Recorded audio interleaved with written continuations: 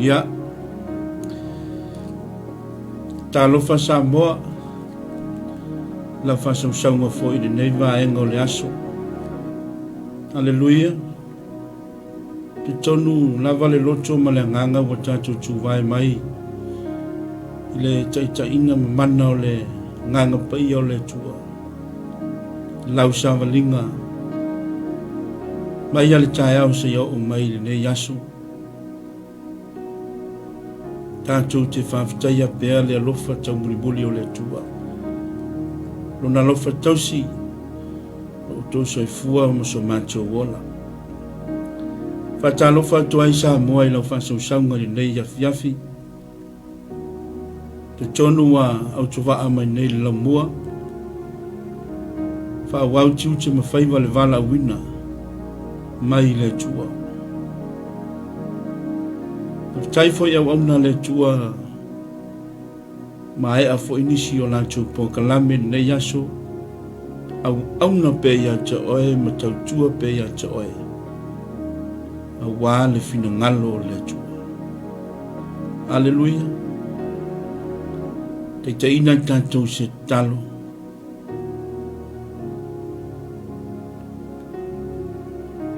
Hallelujah, Lord Jesus. Glory be to God. Ia lava le atua lo swafa mamana. E le liu lava o he le atua. Wana nafi, ma le asua o lava i le whaama. Pāwhitaile nei awanoa wa e te tala le atua. Lau ina ai ma fofola atua i le atua lo fina ngana. Au na tuai le ie i la wofi ai mese o tangata le tu ia faa o la ina si tangata ma liu ia te oe mo lo fina ngalo lea le tua lo fina ngalo ia iai se anganga sala mo ma filiwa ina ma fo ia tu ia te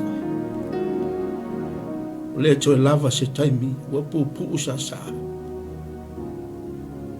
ne li ie vala wantu la au na fatawa sauni le tu e fola la fea le upo le ola lo matu tu la fa unga ina au na fatawa ala va atu ai lo fina ngal fa u le ngutu la au na tama fa manuia ya ina tola la to fa longo la upo fa manuia ya au na so se fata fa tola Mnuia la au na ya Mike le ie mali. Mali la mua nei lo mato tua le TV Cristiano lo mato tua. Fa fitai ya me alofa na pai. Wa tatala au me alofa I lau au. Le ie se taimi lauina. Le upu la ofio alu male mana le tua la fea. Dina ia fiafi. O aise loto ua fia ngā lala le tua lau. O le vai lea mātou te whainua. Wha malia ina ailo mātou ngā lala. I lau upu tama. Manuia le tua lua tunu o Samoa. Anga le lei lau o fio le whainga fifili. Tofi mai lau o fio se whainga malo. Manuia lo nui a Israelu tama. Manuia fori nei au tunu o mātou no nofo mau.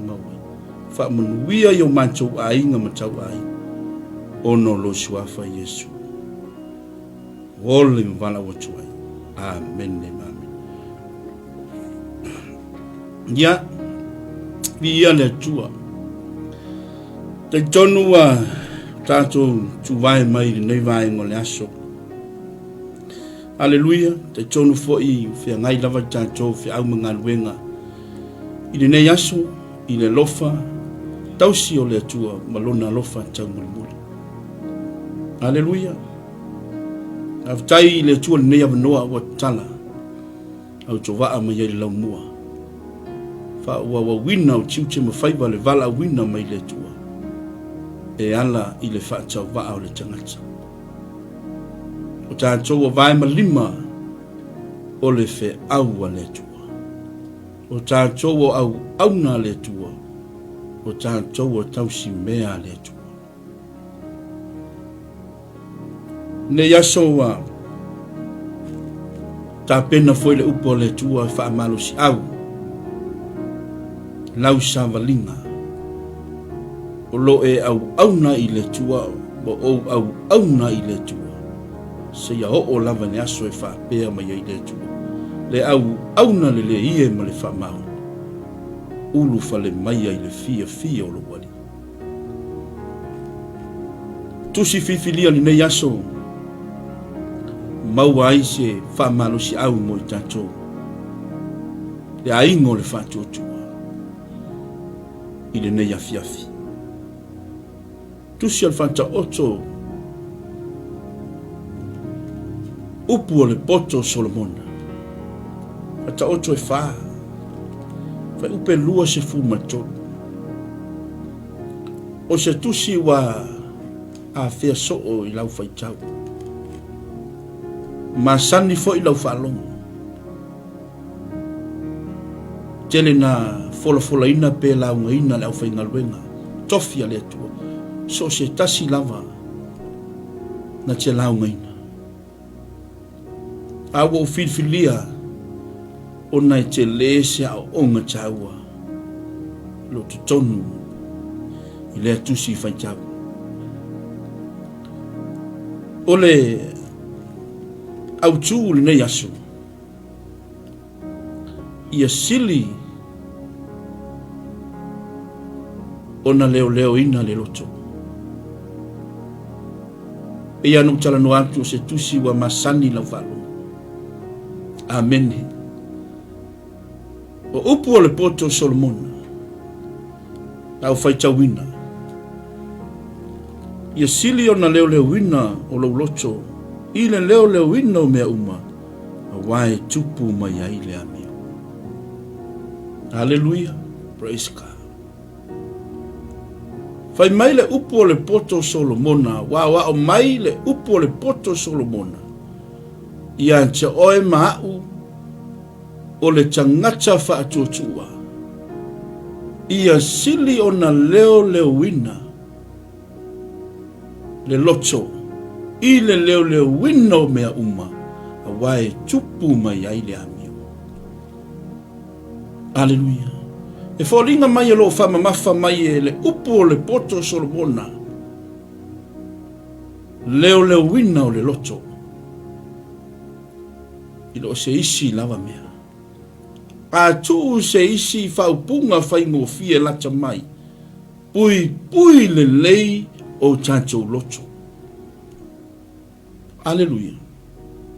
Praise the Lord.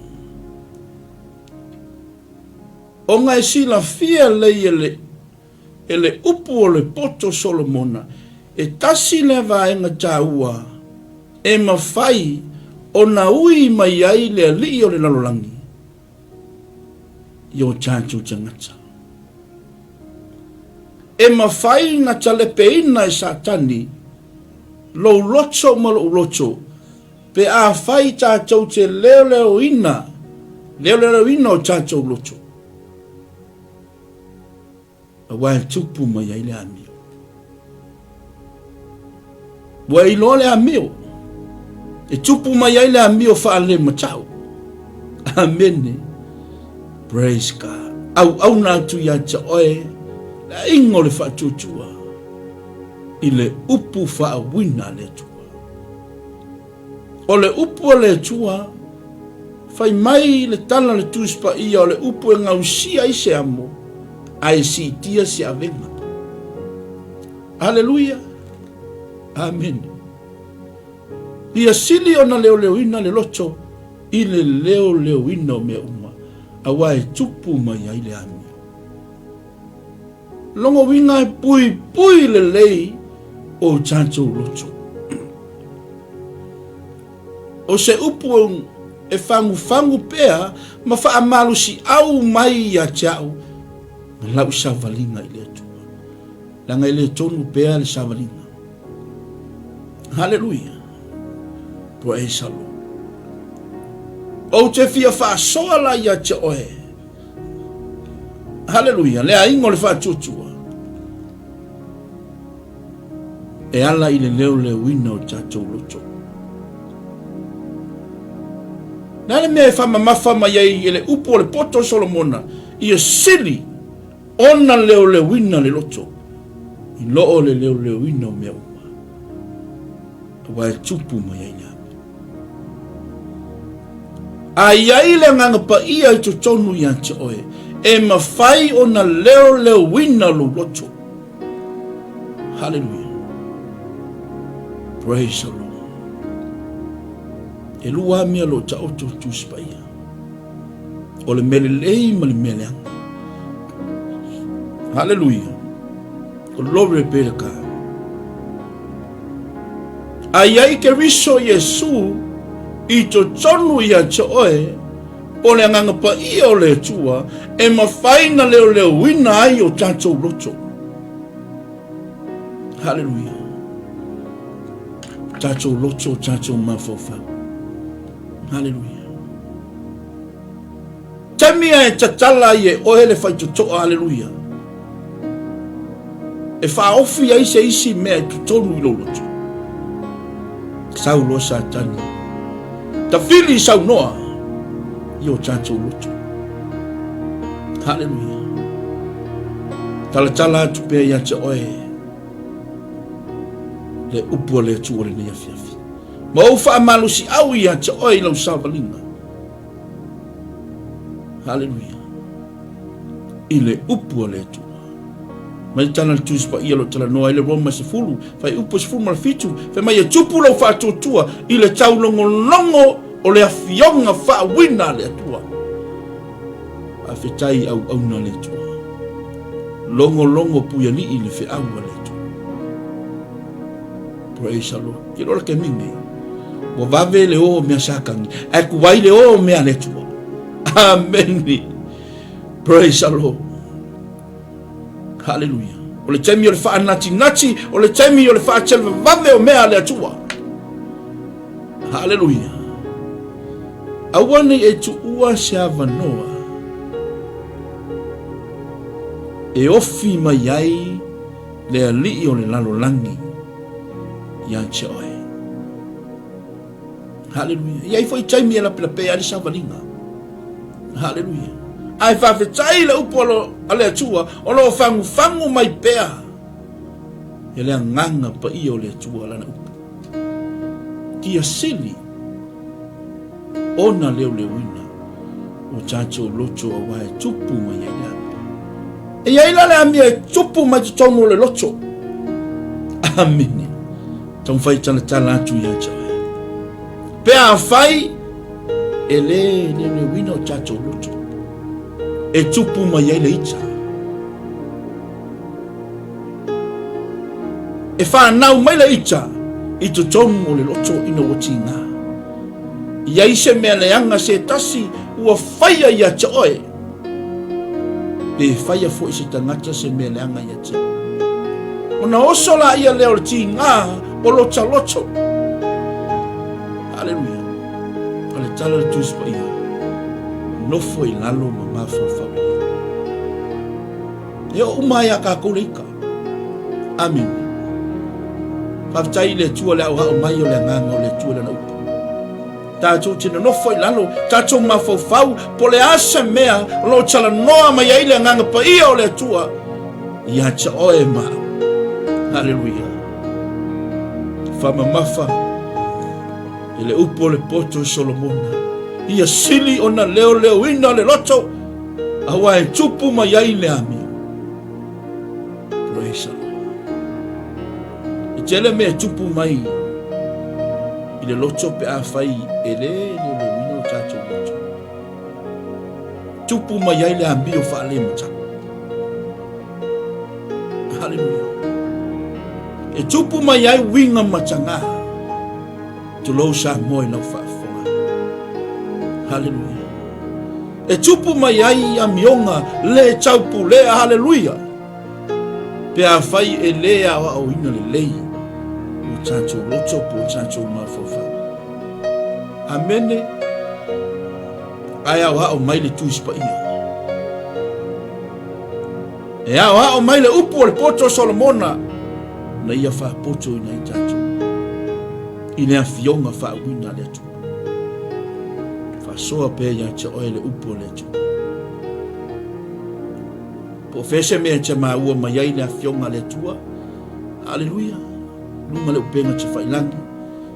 Ai mese fo i le TV kirisiano. Aleluia. E te manava mai lau tā vale, e sau le tā vale, ai maua mai ai le upo le tua. Talia le upo le tua. Upo lo yele ona. Upo lo yele mana. Upo lo yele wha manu. O le upo lo yele tali o mana oma. Ai whai mai le autu. Ia sili o na leo leo ina. Le lotu. Amen. Pe ia no utala no atu. E kele me kupu mai. Pe a whai e leo leo ina o kako. Hallelujah. Ia ite mi o mai ia te oele fasio tangata. Ona o se mea leanga ua whaia se tangata ia te oe. Aleluia. Ai tātou te mana tua pea lea fionga lea tua. E au au mai o lea nganga o lea tua i lana upu. Aleluia. E tala le tuspa ia o le mea lo iai lea nganga o lea tua, lo iai mane sao lo tonga. Aleluia.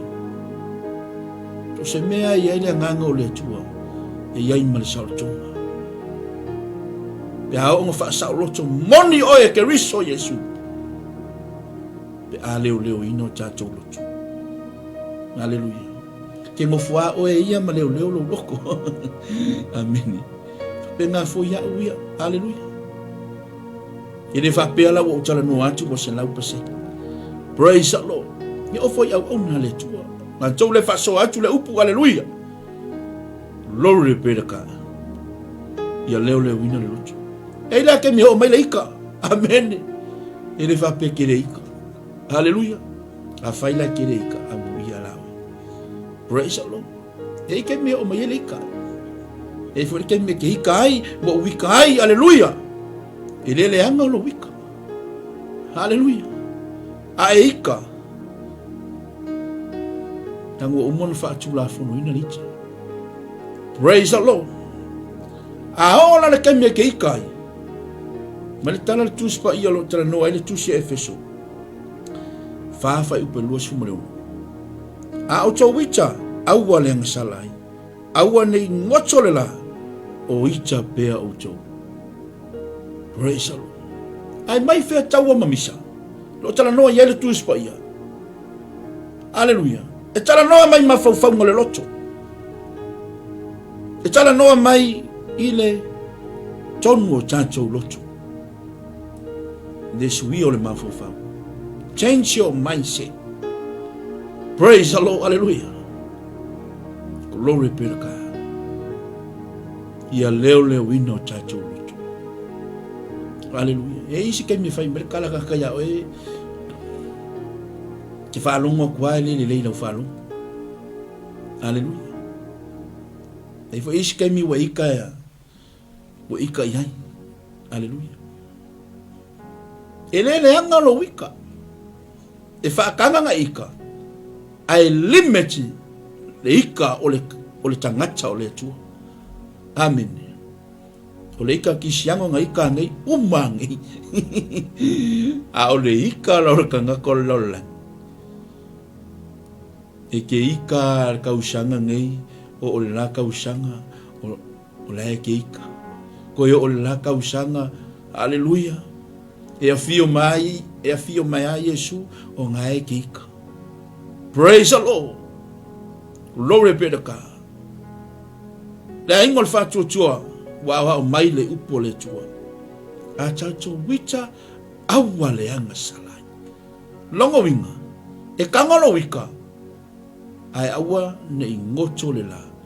Ua e ika bea. Hallelujah. Praise the Lord. E mafua malita, e mafua matotonu o le loto. Nang o le loko le yai me uma. Amen. Praise the Lord. La tala no ali tala la tuspa ia. Amen. Praise the Lord. Tala no aile tusia. Aleluia. Tusia fancha ocho. Aleluia. Me cha uleita. Tala no foli tusia Efeso. Praise the Lord. Glory be to God. Hallelujah. Tusila fata ocho suma lima pa umamua. Olo fa pe mai. Ole tali file mu e li liwe se ina ile ita a ole upu fatinga e tupu ai le ita. Hallelujah.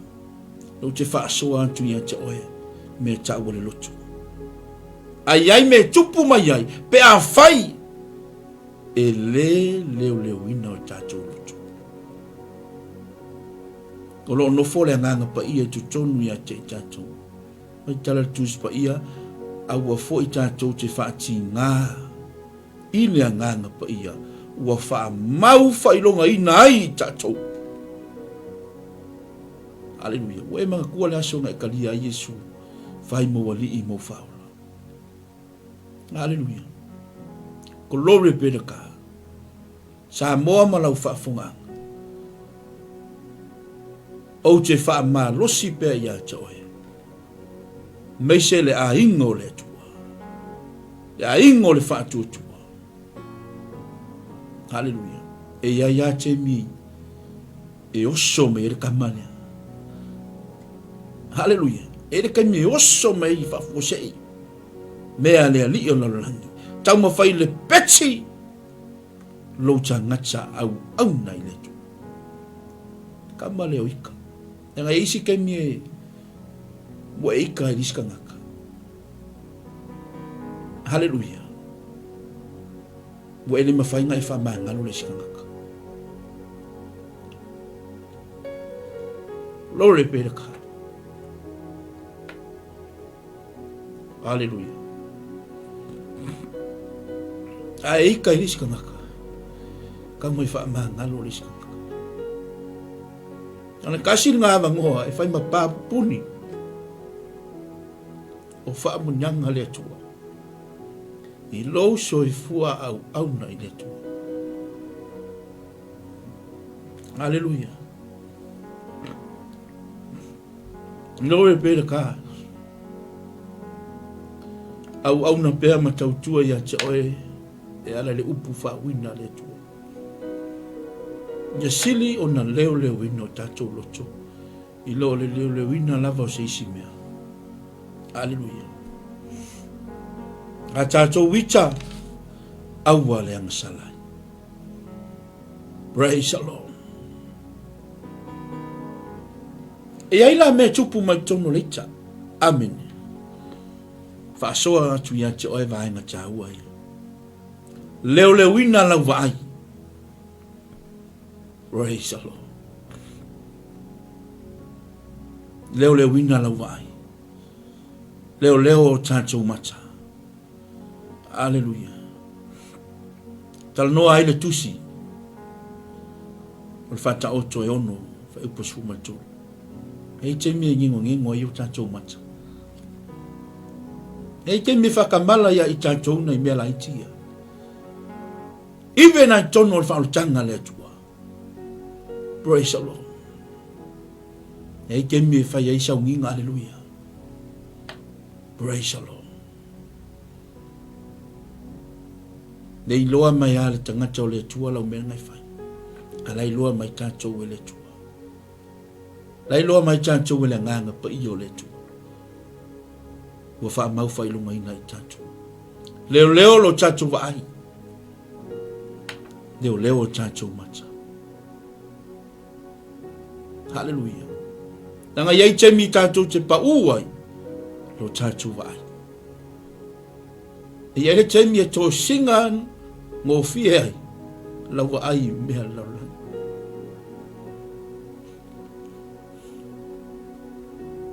Hallelujah. Leo lau wa ai.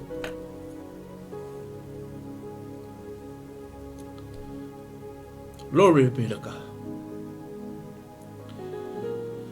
Ia siri o na leo ina le lotu. wa e tupu mai e la. Tele lau Cristiano e pa ule vai. Hallelujah. Praise the Lord. After le upo le tua wa wa mai acha. Fa mana tu mai acha. Hallelujah.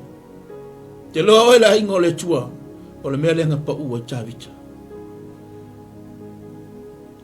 O le mea lenga to sina hai le vaai o chavita. Ma pa ua i chavita. O la na vaai. Ia e vaai fale nganga. La ingo le fatuotu. Ia i te mia siasi mai le tua ia te. Ia i te mia siasi mai le tua ia te. Ia i te mia test mai au le tua la vai. A tonu e whaape nawe. Ia i te mia le ngata ai lau manao. I lau wainga. Hallelujah. Pele manga ia le fili va tasi ma le tua. Ia mea uma i te whaia. A whaalongo mai fosi tala vau wai lava se tasi. Whai le leila u fifininga. Hallelujah. Fili va tasi ma le tua. E manui ai mea uma i te whaia. Nangol fifininga. I te malai ai e te olai. E te manui ai. Lau fifininga. Hallelujah. Whalau tele atu ia te oele upo le tu. Leo lo chacho vai. Hallelujah. Fia ngi tuish. Fia ngi kis yangwa. Amene. Glory be to God. Pa ule vai. Hallelujah. E o ai le li. Ai le fa amalieina. Le tuina nau. Hallelujah. Nga o Yesu ai malia ai lo mana o mele mala. Ia ngacha fo i lo mana o mea wa e maua. E mafua mai te tonu tato loto po tato mafofau. Hallelujah. Ia fa pa ia lo tato vai. E mafaya lo tato vai ona le peti lo ngacha atoa. Hallelujah. Praise the Lord. Leo wina lo tacho vai. Olisi vai nga taua.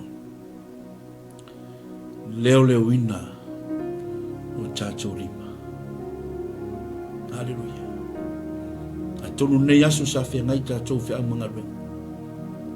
Fa fe nga leo lo tacho lima. Hallelujah. Leo wina. Ne yai le nganga pa iyo le tua i tacho utu. Praise the Lord. E ke mi saka ko mai sa mua. Amen. Saka ko o sol fa mua lea. Hallelujah. Tui ma le popo. Ko ngor fa mua lea ai. Ka ma le au fai. Hallelujah. Ko nga fai o le ai. Ai fa te tai le tua wa o ina lo mafo fam ile upo le tua ma fa mana tu ya leo ina leo e o ka ko lima leo la nga yele kai me i te kango se ya yo lima. Amen. Glory be to God. Te kango kwa leo sa me ko kingo ai ke kango ave yo o kongo la mal ben.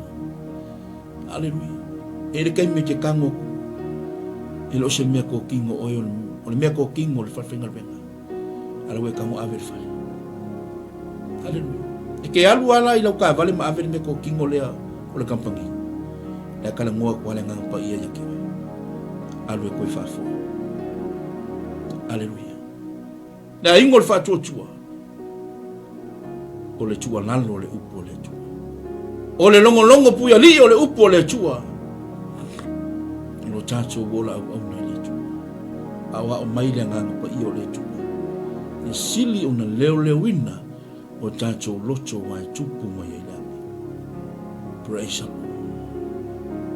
Tala noa e lima, tala noa le manus. Hallelujah.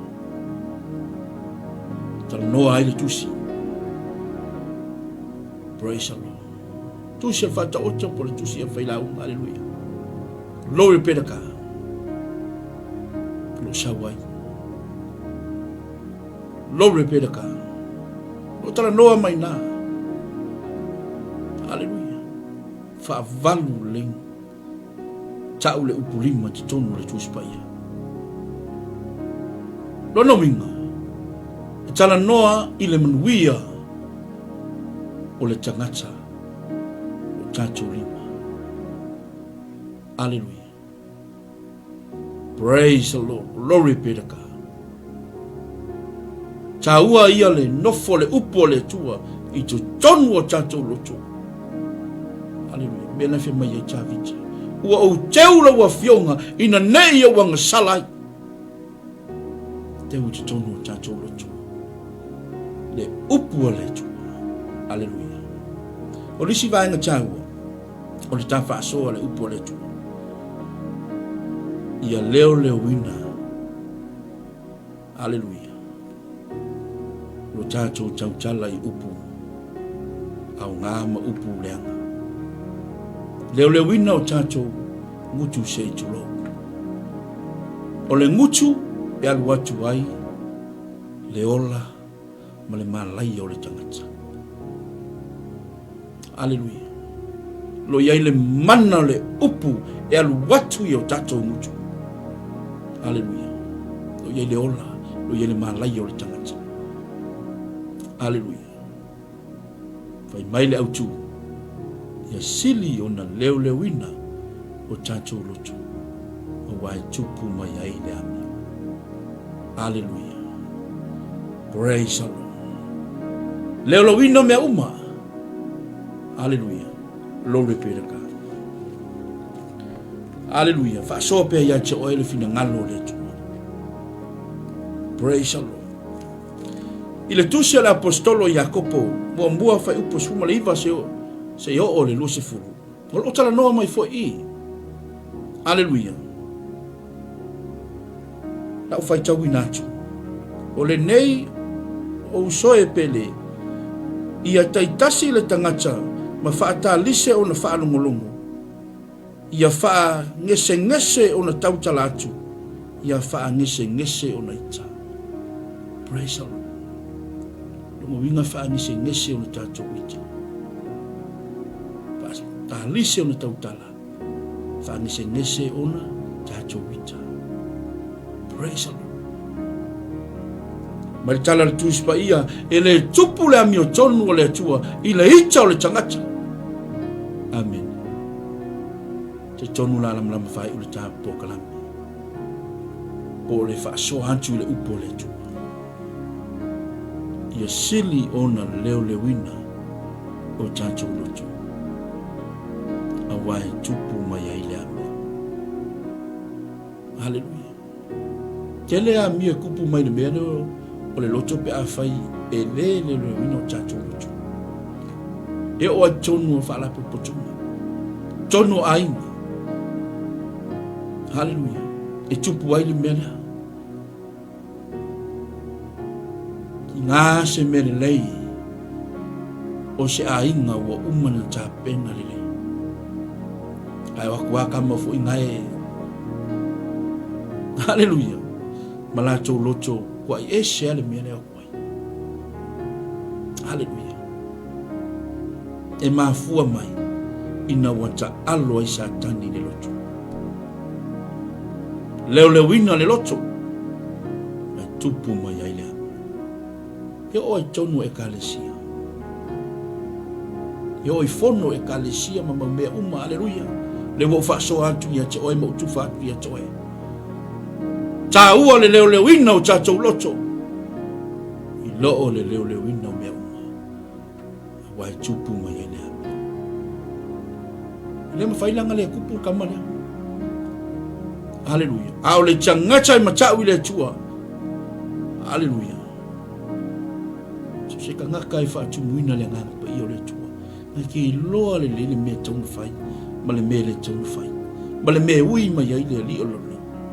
Praise God. Le a ingol whaatu tua. A whai ki lo se mea. E ui mai ai le li o lona. Anu e se mea. Ai lo se mea sa wale ika. Haleluia. Ta wale vali se isi mea. E koe sau fuila ia. Te atu nyai lo wita. Praise the Lord, hallelujah. Glory be to God. Amen. Aftai le upo le tua le awa o mai. Le upo le poto Solomon. Ia sili ona leo le wino le loto. Leo le wino mea uma. Wai tupu mai ai le api. Aina le keme ki alu i lau kawari. Leo le wino lo loto. Eu foi a tia. Aleluia. Langa ele kemi kolosi va fu se eles kanga. Te ia le osso sa pufu. Na fa pela ia. O sasifo. Praise the Lord. Praise. Aleluia. Eu foi a kia. Ne kemi va fu se de osso le oso ifo se ka vale yo kaluma haleluya oso mosaka upu vale ko amen me ngali le ya ilo fai yo le lotu haleluya tu lo lotu ile tu e kile ya lo ngol ka vale fai mo lo yo fo ya kia haleluya kemi o ke ngo fo ka vale fai lo ka lo ile praise the Lord. A fai nga kuwai nga usu lumai fai lo kakaro. Nga sau le komol ka mali. Kide ka mwe ingi. Haleluya. Nga le alu ala ka mali. Ala ku ulo loko ile kuwa. Lagi kakalo ile kuwa. Leo mai. Pui mai. Sau wina. Ile mana lo tutu. Kava o ile mamalu wale tua. Haleluya. Praise the Lord. E fi wala sa kangi mga ahu kamu fai se me fa le anga ilo loto. Haleluya. Ua le mafai ona ofi mai aisea o ngale wa ku ulo loko ile e fa pe aku ile tua pule mai o ele tua ilo loto leo mai ilo loto. Haleluya. Ya sili ona leo ina o chancho loto. Hallelujah. Awai tupu mai ai le ami. Praise the Lord. E alu le aso ngi wala pa kelia. Ai fa mo le ngang pa io le kua. Ka wa ko le ngang pa io le kua isi be ya ke. Hallelujah. Leo le wina o chancho loto. Wai tupu mai ai le ami. Hallelujah. Ile o ngau ka ngaka lau langi mo wai. Glory be to God. E maua fo I tanga chao le tu. Hallelujah. E mafua mai. Ina wata tala le fai tutua. Hallelujah. Ai lo se me sa wele li lola. Kamwe loka. Hallelujah. Kamwe loka le fai kukuanga. Praise the Lord. Anga e kemi e teke ta chowe le li o lona. Hallelujah. Mau pelo roto ile tua. Hallelujah. Praise the Lord. Tonu ni aso wa fe ngai ta choma fe au mangaluenga. Ti uche ma fai valo filima. Malama sino le nei aso. Amba wa so te mi fa longo le upo le tua. Alwa tua ile upo le ola. Upolo yele manuia. Hallelujah. Le upolo yele manu longa chachu nga. A efia ai. Yele kemi ki mga umi yele me ai falitino. Malu si yele utino. Yele kemi ki mga umi yele me ai falenganga. Sei fa tupu. Hallelujah. Lo fia nga lana ile upolo le atua. Hallelujah. Praise the Lord. Tala tu spa ia ia te mi o mi leoni. Ilo se ongi lava se si mea. Ilo se ongi ni mea ai.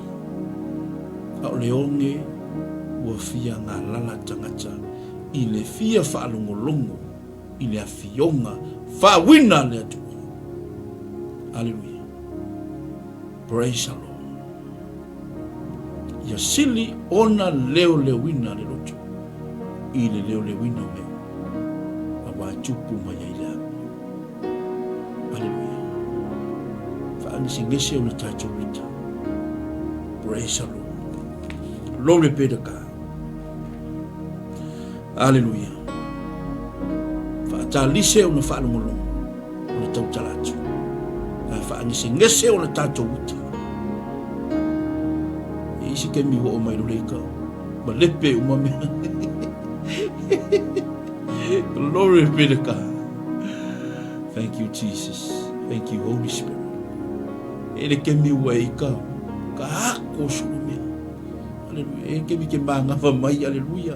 Ule se me ai e fai se fingi. Hallelujah. Kasi na me testimony fakoko. Hallelujah. Manga fa mai ule se le fai e ki ngase me ai. Weika. Halu solo upu maswa. Amin. Faso hantu ya che ole upu le tua male matsa mo fie ole upu le tua. Male oa male cha mau a inga. Inna ole upu le tua. Ni we fa longo mai. A fai lai ke manga va mai le shemia. Mali yelo mucho.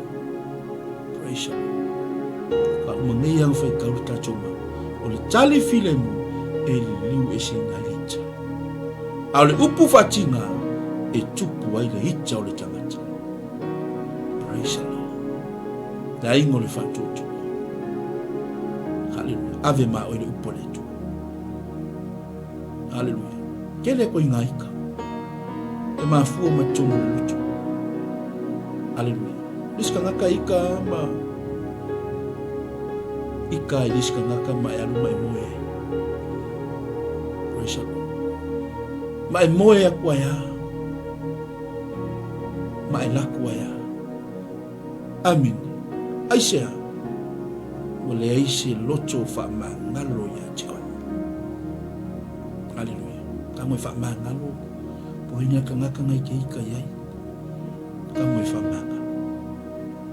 Praise God. Matala tusi pa ia sa vali fa kasi le tua mali tangata. Loto fa mangalo.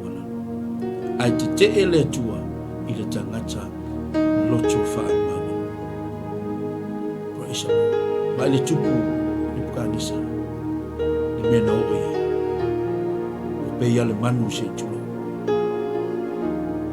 Ai fai mai le tupu i leo papulia e ni neino whaia i lo manus.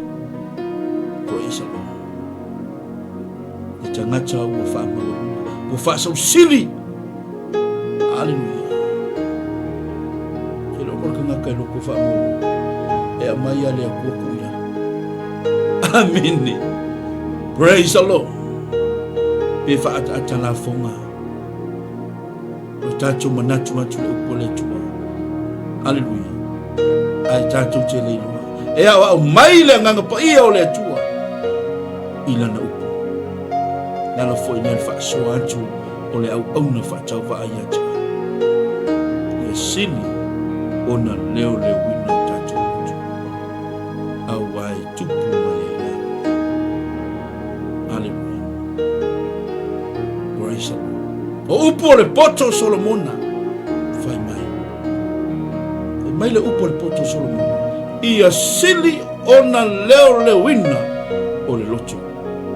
I le leo le wina mea. Awai tupu mai le ame. Ave ma o le upo le tu. Olai mai bui ai. Samoa malau whaafunga. O le upu nā le tu. Praise God. Whamanuia le tua i ana au auna. So se whata whaitauna. Ianga le yatu le tua. Le fai ngā whiwhiringa so tātou atu. Le ngase o mana.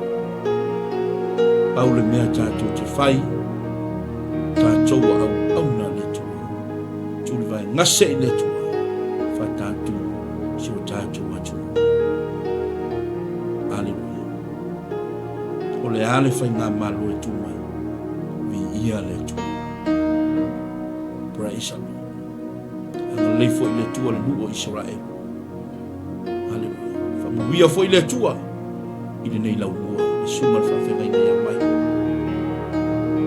Praise the Lord. So se whata whai tauranga. O iai au na le tua. Whamuia atu le tua. I lau whaafonga anga le nei a fiafi. Ile upua le tua. Hallelujah. Me se fo i fu sino le tala le lei. Whamuia atu le tua. Ngata foi lea na i tua a hao sina tāpua i maota malawa wa whai walofina. Hallelujah. Ia manu tele ina le nei a fiafi lau whaafonga angasa. Whamuia le tua ia te oe sa mua i le nei a fiafi. Ai mese le aingo le whatua tua i le nei a fiafi. Whaaftai a nganga pa ia. I lau upu le nei a fiafi. Whaaftai lau au mai. Whaaftai lau whamanatu. Ta mai a fo i pēr ia ta oe lau lava mea. Whamanuia se loto i le nei a fiafi ta. Manuia se ele o le apa ui ai le tua lau upu. Ia fo i ia ta oe lau lava mea. Tu mau mai a le whaatau waa o lau au. Ia foi ia te oelo vi inga nei maso umalawa se o ile whaababa amen le ma. Alleluia. Whaamanuia le tua.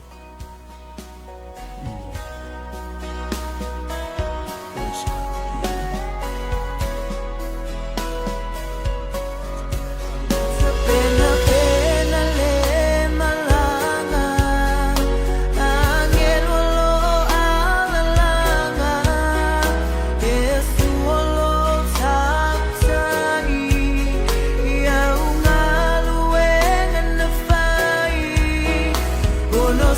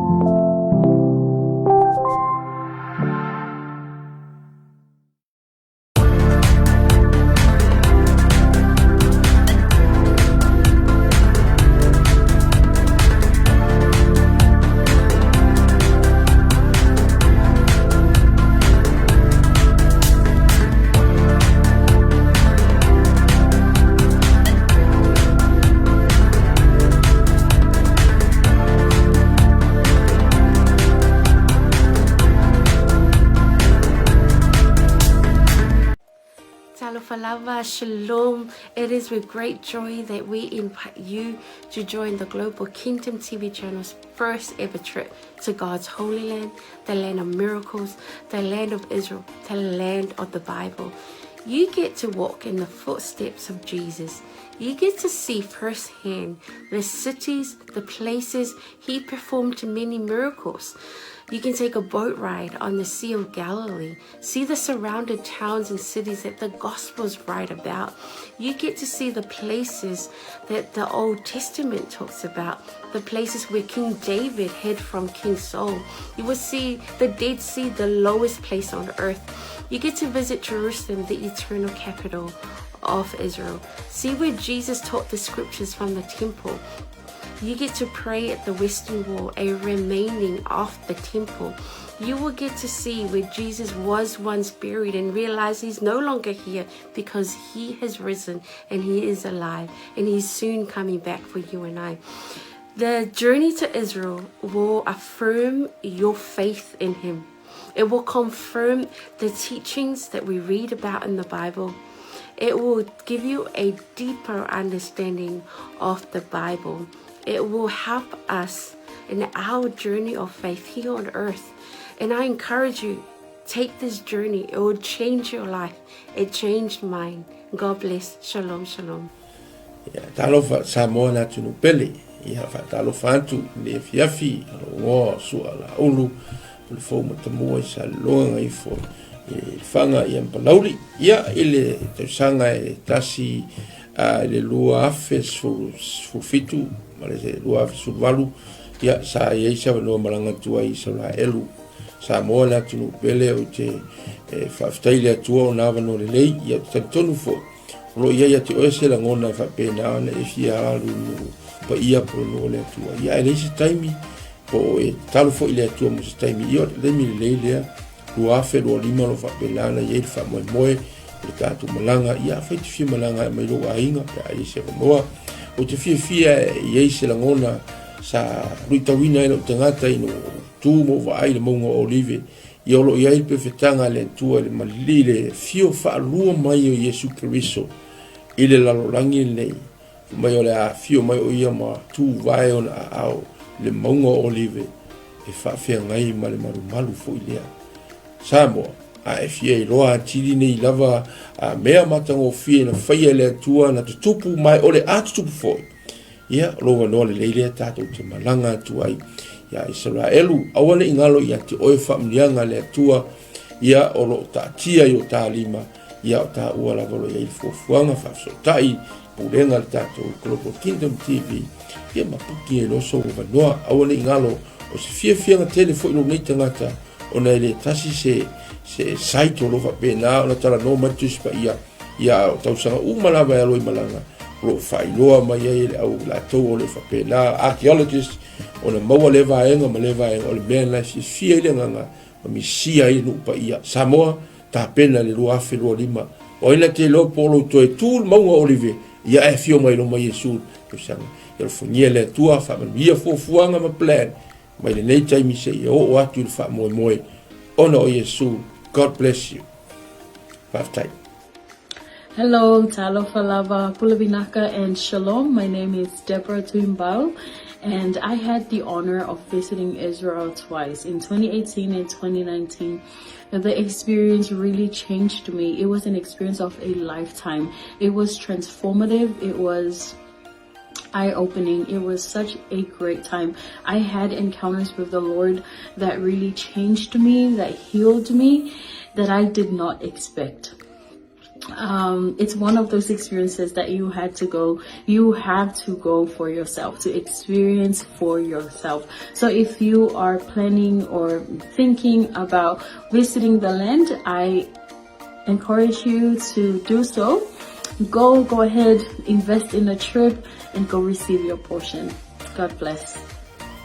Ya, salam, talo falava, wa paanga tato Global TV so se tolera lang. Ia ole o sia Paulo Poutoa futi pali ile le ngoa. Ia ole lua fesulfa na o malanga isala elu. Ia e se tau so ole atua, ia o se mesa famani na ia ole o le te la mea le lei uma ai o se o le unga le maunga whirua inga le na tatalo ai Yesu Keriso ai tu mai ia iria ma mo se le si tu ngango la ngonga ai se va ngango la ngonga ile nganga pa yo le tu ia awalo fa singo manga fo ima ile o mai ma le fa ngai le tu nganga luenga ai o lo sila ma mai mo ma nei tu la ia o te le sa un le simalanga le tato Global TV ta sang fo ia fio mai tala mai au ta o lo so te o le tu fa o lo talo le tu ai ma nei fo o te soli fo i au le tu sa fa malanga lo ia ke te to ne mo fi mis fa mo yang ia fio mai tala mai au fa fo Yesu Keriso amen. Talofa Lava and Shalom. My name is Shivani Sharma and I led the Salmon Delegates for Israel 2022 and 2023. And both groups went to Israel for the Feast of Tabernacles, which is around September and October of both of the years 2022 and 2023. And I just wanted to come and share some encouragement and some quick encouragements for those who want to go to Israel this year. Israel is the Holy Land. It is the center of where our faith is as Christians. And I want to encourage you that if God has called you to go, to please take that step of faith and join the group that is going this year with Pastor Michaele. And I want to assure you that going to Israel is a trip of faith. You may not have all the money in the bank, but if God has called you, I believe that the Lord will open the door and make the way for you to go and receive whatever He has for you in Israel. And I'll just share that being in Jerusalem, the city of our faith, the city where the center of where everything happened in the Bible, it's an amazing experience, and there's nothing quite like it. And I can say going to Jerusalem twice, 2 years in a row, it did have an impact on me, and I encountered God in a new and fresh way in Jerusalem. And I also want to let you know, one of my favorite places in Israel to go is the Sea of Galilee. And we know from scripture that the Sea of Galilee was where Jesus did many miracles and ministered during His time here on earth. And it's one of the most peaceful and beautiful places. So I do encourage you, if you do get the chance to go and see the Sea of Galilee, where the Bible comes to life. So if you want to have a fresh encounter, even with the Word, when you read the Word, it is so different when you've gone and seen those places where Jesus walked, where Jesus ministered, and even the places where our Lord died and rose again. So that's my encouragement for all. If you want to go to Israel, I believe this is one of those opportunities for you. So please take a step of faith and get ready for the portion that God has for you. In Jesus' name. Ya, fatalo fatu pa ia malu Samoa. Ya olo wingoa o Ioelu maninoa. Ile tausanga e lua afes fuluvalu. Ia o tausanga le na tatala i ele li isa vanoa o te malanga atua i Israelu. Ia o se na fatu puina lava le fia ma le ori ona talitonu ese foli faitau le afia o ngā le atua. Ia ese foli vainga ina uahalu ma vai matu lau ele. Ia tele lava ni luitau na o mai. Ia ai pei lava o le na o vai ai le vai tafe o Yoritana. Ia o le vai lea sa baptiso ina ai Yesu. Ia o lea sa whaatino ai la mātou baptisonga. Tō tele i mātou 50 wha i mātou sa whai en mātou baptisonga i sunga fwoi whawhengai ngā peo na mātou iai. Ia la ngona lava le mamalu o le atua sa whai fwoi le viinga, ma whai pesenga, ma whai le tautalonga. Ia ona o le anganga whaafitai i le atua, le iawa noa tatala mai e le atua, ia a whai o iaise mo i mitinga, ia te oe te fia malanga le nupa ia lo wawa noa le leilea, lea ua saunia le Global Kingdom TV, ia le awa noa, ia e whai malanga atuai, o no le suafo Yesu. Amen. Talofa lava, o lo wingoa o e seta wa suanga fa mui Whaftai le atua mo le nei amanoa o maua e mawhai ai ona o whaasoa atu i atu oe. Pe a whai o i atu oe se langona e te fia asia le no upa ia o le atua. Le nei a fiafio te fia whaasoa i atu oe. O se whiriwhilinga tonu, ma le ame o tonu. I lo wo atu iai o le a e iloa ai pei ona o wo iai e te langona le iai o le atua i mea uma.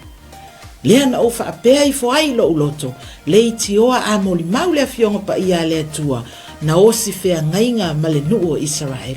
Va ai iai le manuia I so se mea, lau ele o la autoto o mea uma, manuia ia o le atua o lo talia Israel. A faila o ia te oe se nau ta inga e te fiasia, e maua lo wa noa, tatou te toe malanga faatasi ai ma oe, pe a fai e te fia malanga, I le nei malanga o lo o tapena nei, ia ona o le suafa o Yesu, amene, ma amene.